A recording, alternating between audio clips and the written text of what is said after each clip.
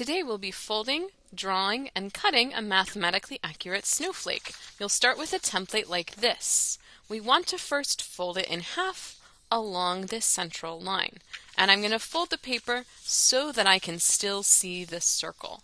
When I'm folding, I want to be slow and careful. So before I press it down to create the fold, I'm using my two hands and the table to slide the paper to be lined up as neatly as I can make it. It doesn't necessarily have to be perfect, but if you move really slowly and practice this gentle bending of the paper and then check the edges and the corners, you can do a good job at lining it up, especially if you are slow and careful. Then with my other hand, I will hold it down and press to complete the fold. I've done one fold, now I need to do two more folds so that it ends up in the shape to make a snowflake. You'll notice I have two more straight lines. The straight lines tell me where to fold. I'm going to take this edge of my paper, and I can hold here to help get the paper where I need it to go, line it up. Once it's lined up, I will hold it down and press it closed. Then to finish the last step, I'm actually going to flip it over, take my edge again, bend it to where it matches and lines up, and fold it closed.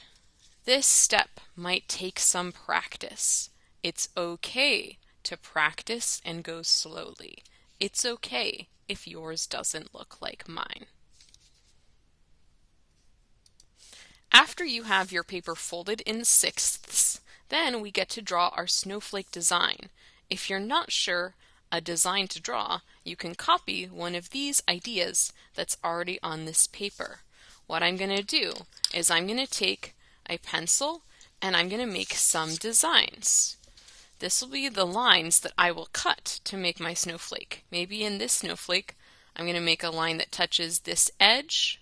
All of our lines should touch the edges when they start and when they stop. And I'm going to make some little triangles here. One little triangle, two little triangles, three little triangles. And on this side, I'm going to make a heart shape, but it's actually going to be half of a heart. So it's going to go up and around and touch. Now I'm ready to use scissors to cut out my snowflake. When you're cutting, one of the most important things is to be slow and careful and safe.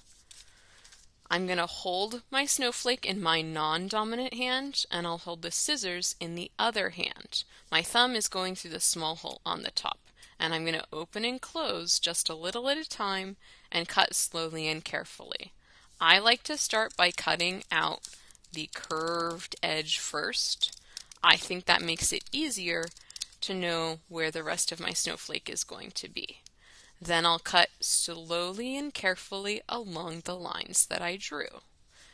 I won't want to cut on this side because I can't see my design. I have my design on only one of the sides that I see.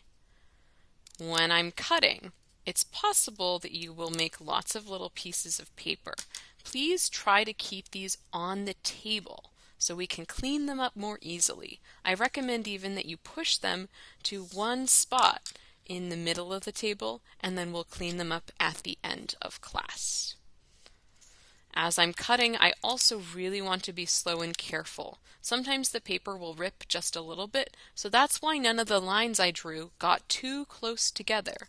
They stayed far enough apart so that my snowflake won't fall apart.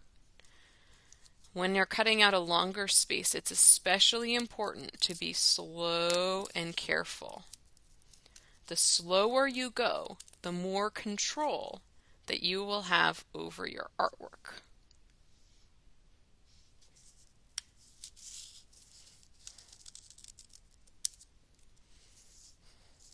Last shape for me to cut out is this half circle shape.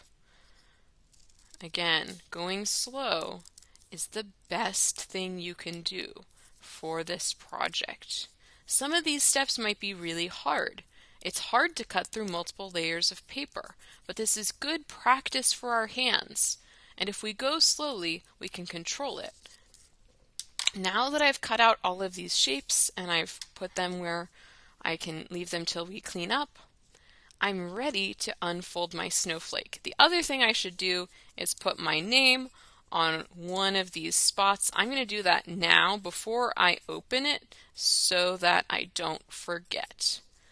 Then, when I'm opening it, again, I want to be slow and careful so I don't rip it. So I'm slowly and carefully opening the snowflake and revealing my design. You'll notice it's a six-pointed snowflake, just like the real snowflake photos we saw the other day. I'm excited to see your snowflakes you make carefully and slowly.